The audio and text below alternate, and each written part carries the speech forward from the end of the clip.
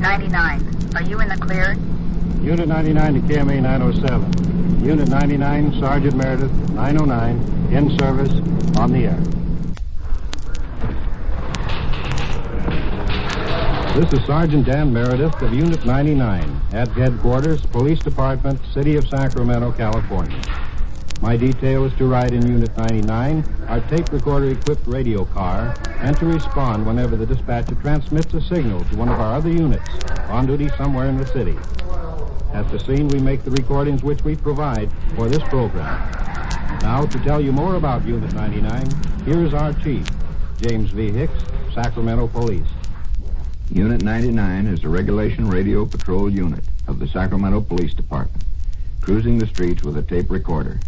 Sergeant Meredith is on duty and works for your protection, as every police officer does. He can and does make arrests. His orders are to respond to the radio call. You go with him, and what you hear is real. Police, criminals, victims, and witnesses are all real. And whether an arrest is made or the subject released, what happens is real. Make no mistake about that. Now to Unit 99 and Sergeant Dan Meredith on duty. Unit 3. Unit 3, your suspect has just returned to Capitol Bowl. KMA 907. Unit 3 just got a call that the suspects that they were looking for has just entered the Capitol Bowling Alley, 14th and L. Don't know what it's about, but let's check with the officers when we get over there.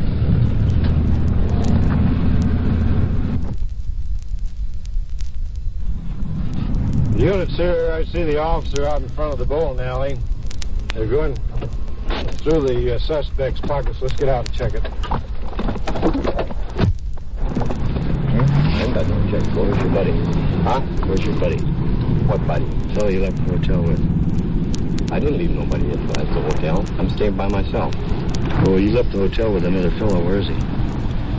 What hotel? The Drake Hotel. Your hotel. Yeah. Hotel all over it. When were you arrested last? Oh, about 6 months ago. What for? Burglary? For drunk. When were you arrested for burglary last? Never been arrested for burglary. Petty theft? No petty theft. What were you arrested for last? Drunk. When? 6 months ago, San Francisco. When were you arrested here last? Only been here about 10 days. You haven't been arrested in the 10 days, huh? No. Where's the fellow that came out of the hotel with you? Now, the manager down there said you left the hotel with a fellow. Now, where is he? And who is he? Well, he's just a friend of mine. Well, okay, now, his first name is Jim. Let's not give me the runaround. You're in a pretty bad way right now. We've got the coat and we've got the shirt that's reported theft. The doctor's name is in the coat. The coat is in your room. You've got the key to the room. You're in a pretty bad way, partner. Yeah. Okay, now. What's he got to do with it? What's who got to do with it? That fellow that you wanted. Well, I don't know. That's what I'm asking you. What has he got to do with it? He stops at the Golden West, that's all. He was in your room with you. Hmm? He was in your room when you went up and put the coat and shirt in the room. Well, that don't make nothing. It doesn't make nothing. No. It makes him know about... Listen here, fella. You listen to me. You're not going to point your finger at me and tell me to listen. Now, you do the listening. I got just as much right as you have. I put in 14 months in service. I don't care if you put in 14 years in the service. You're a burglar. And you listen to me. It's not been proven, has it? Well, you got any evidence? We got the coat you stole. What coat? What coat? You got the key to the room that's in your pocket. Yeah, the Drake Hotel. Yeah. All right. You're registered in the room with the coat's in. Yeah. That's no evidence, huh? Galanis. No, it's no evidence. No evidence? Just suspicion, that's all. Suspicion? Yeah. The hotel manager will testify that you come into the hotel with that jacket. Well, that's all right. Let him testify. I will ask you, where did you get the coat? What coat? The coat the officer's talking about. Well, you show me the coat, and then I'll tell you. Where's the coat, Bob? It's in his room. Well, let's go up and check it. Yeah, he's got the key to the room. Okay. No, it's yours. Keep it. Okay.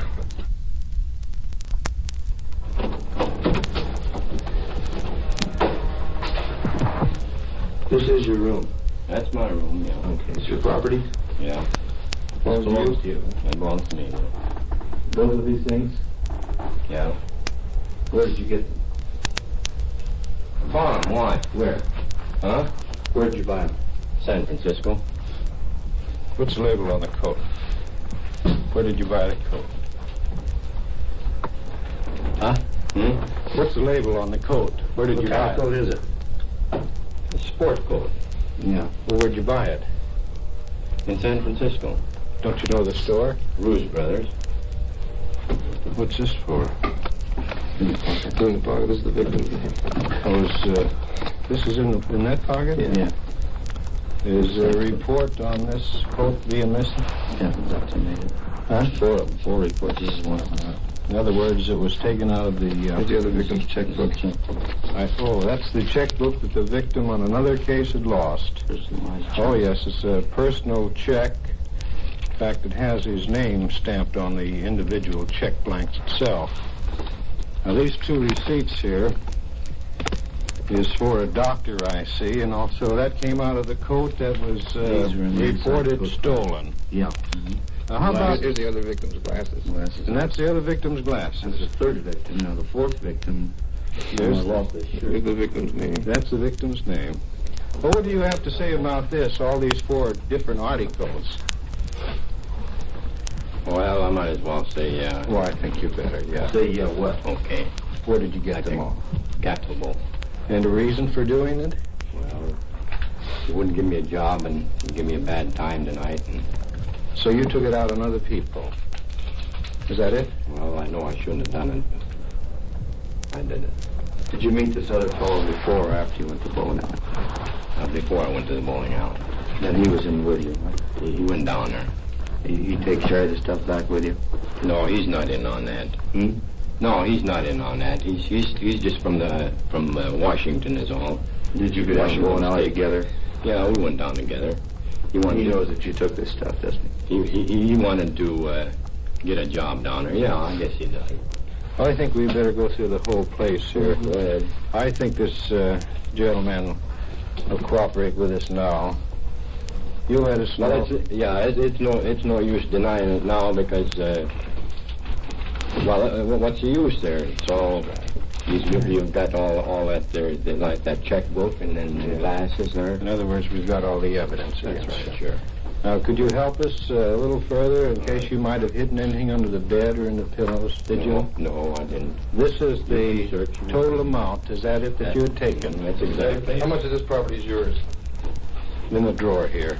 Well, them matchbooks there, they belong to me. That white handkerchief belongs to me. Here's a receipt of And something. then there's another This belonged to you? box. There's another. No, I don't belong to me. No. Well, it doesn't seem to be too many articles of extreme value. What's that? Yeah, that belongs to the bowling alley there too. Where did you get that? Out of the coat. Out of the coat, too. That came out of the coat also. So this is the information. The doctor was quite concerned. He had an accident. And he has the name and address of the party that hit him written in this here, and he Didn't want to lose was it. concerned he didn't know the party's name and address. Well, he'll be very pleased if we found it for him then. Now, how about the rest of this stuff in the Well, drawer? it's nothing more or less than the junk there. Your junk, is that yeah. right? Mm-hmm. There's tobacco there and snipes. Let's see. And You pick up snipes? These are all butts in this bag, isn't yeah. there? Well, I get short of tobacco and then I break them open and re-roll them. See? Oh, I see. You pick up cigarette butts on the street, too? No, not on the street. Out of ashtray though. Oh. A good sized butt, something like that. The reason I told you now that this fellow over here, he kind of got a little tough with me on the street, but then you was real nice, and I see you're a sergeant. I was a corporal in the Army, so. Oh, you were. Well, we wanted to be sure and get everything so in case the victims might have something of value, we want to return it to them. Sure. I don't blame you. Okay. I'd like to do the same thing. Is there anything else around now that possibly didn't happen tonight? I think you better leave that towel you have around your neck. It belongs to this hotel. Yeah, sure. Well, Reynolds and Kenny, seems like that's about it. What are you going to do now? We'll probably book him petty theft, and if there's any other circumstances, why, we'll go ahead on burglary or another charge. The petty thief was sentenced to 6 months in the county jail with 4 months suspended on condition of good behavior for a period of 2 years. Unit 3. Unit 3. A 460 in progress at 16 and P. Paul. Service station. Code 2. Check 3, came in on 7. Unit 3 just got a burglary in progress call at 16th and P. Paul. We're en route ourselves, about a half a mile away. They're going through a car here. There are a few fellas. Get out. What are you doing to your stocking feet here, bud? He works here, and I work at another station up the line there. Now, what are you doing in stocking feet? Well, we're just sleeping here. Sleeping here? Yes. You boys been drinking tonight? Yeah, a little bit. You have, huh? What does it look like, Johnson? Oh, just a couple guys sleeping in the car, I think. Where do you work? I work right here, sir. You work here? Yes, sir, I do. You have any dinner? I'll check the inside of the car here. Boys, you're going into a real ball. The blankets all over the place, Smitty? Blankets, whiskey, everything else. Looks like they're sort of spending the night here in the car, huh? Yeah, that's right. I don't know what all they've got in this thing. Trying to act like they were asleep. I don't think they were as much asleep as they acted. Uh-huh. Why don't you fellas have a room to go to? Because we just came in town. Just came in town. Mm-hmm. You work in town, don't you? Yes. Well, you must have a Until place to payday. live. Until payday. How long have you been working in town? 1 week. Where'd you come from? We came from Santa Rosa. Do you have a family here in town? No. You're by yourself? Yes. You've been sleeping in the car for a week here? Yes. Well, why is it you haven't gotten yourself a room? Because we just came from Santa Rosa. We just came up the Foley and Burke shows. Yeah. And we got a job here in town. And this man that owns this gas station gave us a job. Gave him a job. You got plenty of whiskey? Yeah. Go ahead. And I got a job up in the corner of... Well, how long have you been in town? Elkview. You've been in town a week. 1 week, yes. Mm-hmm. And where have you been staying all the week? In the car. Right here? Mm-hmm. Both of you fellas? Mm-hmm. We drove in here. We came in on Thursday from Santa Rosa. Now, how old a fellow are you? I'm 35. 35. Are you married? No. Have you ever been married? Yes. Have you been in trouble? No. Well, why did you leave Santa Rosa? Because we put the show, the Foley and Burke show, in the barn. Third. In other words, you've been traveling with them. Yes. Who have you been working for? I've been working for Foley and Burke, sir, the same gentleman that she has on the other side of the car. Who? Foley and Burke, Where's that at? out of Santa Rosa. Doing what? I worked the flower plane with Foley and Burke. Now what are you doing?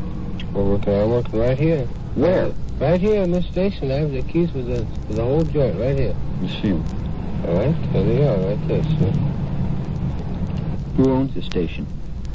His name is Joe. Joe what? He's the new manager of the joint. But Well, you're working for him. What's his name? I only worked for him since 2 weeks. Well, in 2 weeks, I think you should know a man's name in 2 weeks, don't you? Johnson, what are you and Smith going to do with this case here, these two boys? Well, they checked out all right, so we'll just let them go ahead and finish their sleep. I think we'll kind of watch them throughout the night and see. Okay. The man doesn't know his employer's name, so we'll probably kind of keep an eye on him for the rest of the night and see what develops. The carnival worker was actually an employee of the service station where he was sleeping. Nevertheless, the patrol car kept the place under surveillance for the rest of the night. Unit 9. A shooting at 4777 and 1/2 Meade Avenue. There's an officer involved. Code 3. Unit 5. Cover in on that shooting, 5. Check, coming on 7. Avenue. That's in the south part of town. They didn't give us much on it, but there's an officer involved. Let's get out there.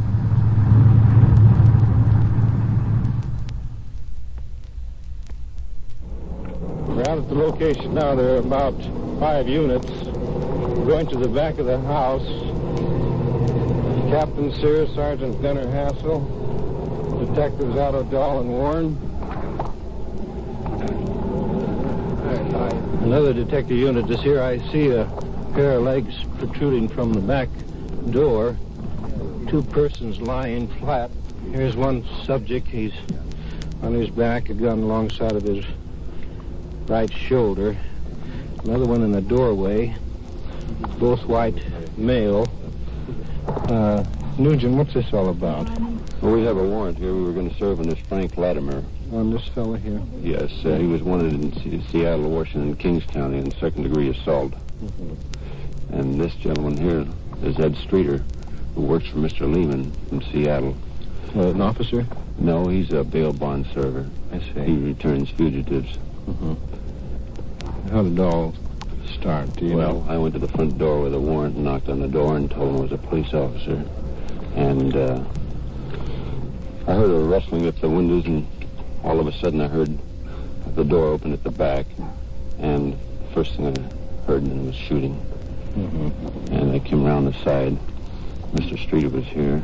Is he on the ground? He's on the ground, and Mr. Latimer was by the doorway with a .45 at his feet.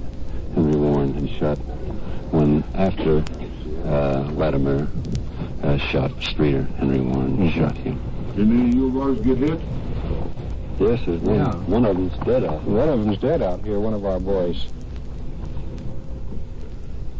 I came here and told him to give himself up. I said, you're foolish not to do a thing like that. That's what I was talking to him about. What's this man's condition? He's apparently dead. Both of them. Both of them. Who is this lady here with this? That's Mrs. Latimer. That's the wife? The wife of the man on the ground by the doorway. The man that's been wanted. Yes, that's right.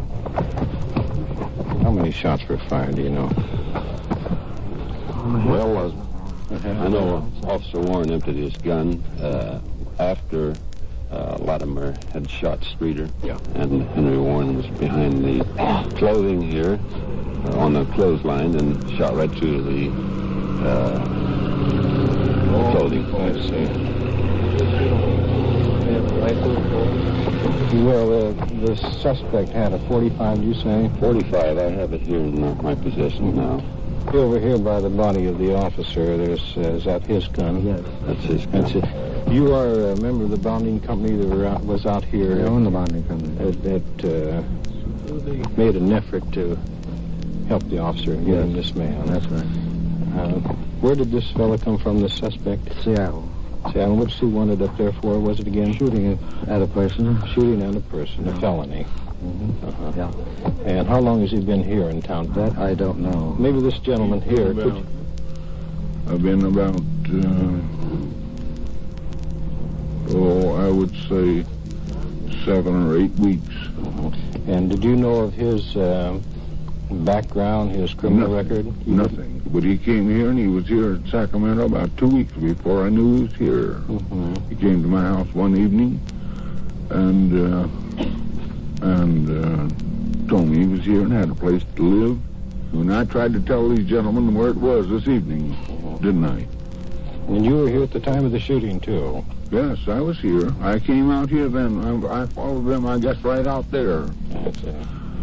You asked him to give himself up. Yes, I did. I went in his bedroom. He was in bed, and I went into his bedroom, and I said, Alan, they've got a warrant for your arrest. Go give yourself up. You can get out of this thing. It isn't too bad. Mm-hmm. And he was laying in bed, and then we heard a knock on the door, and he went to the door. Who shot first, I don't know, or anything about that. All I heard was shooting.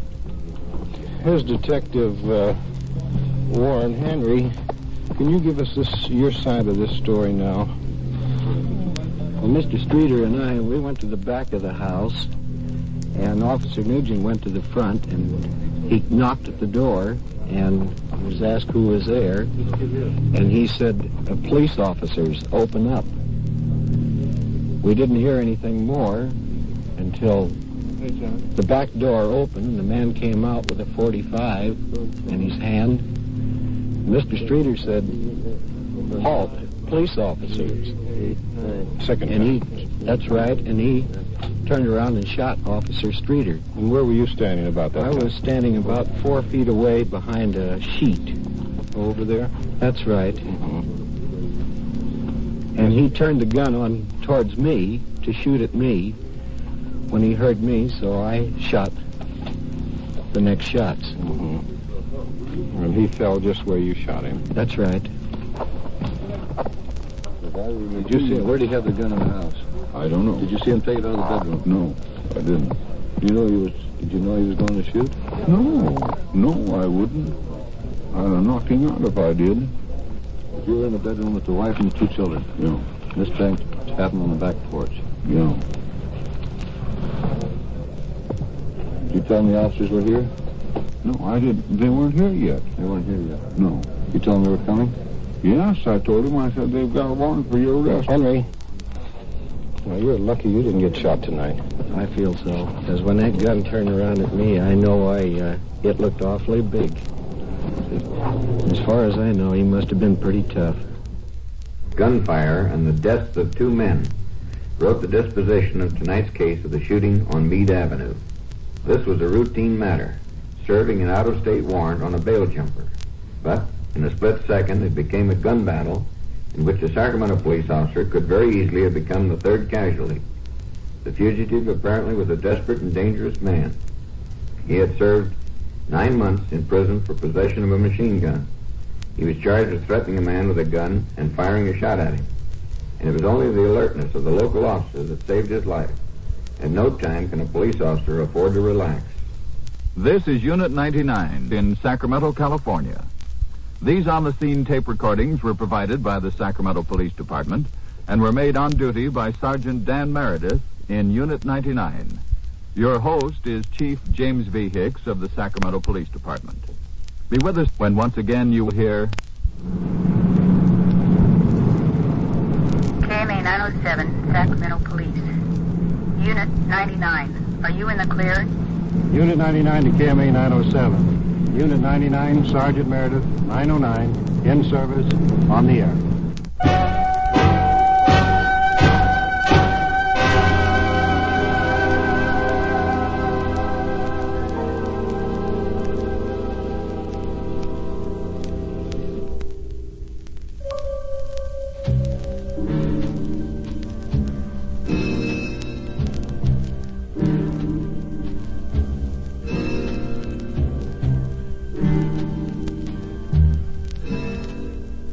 Unit 99 has come to you through the worldwide facilities of the United States Armed Forces Radio and Television Service.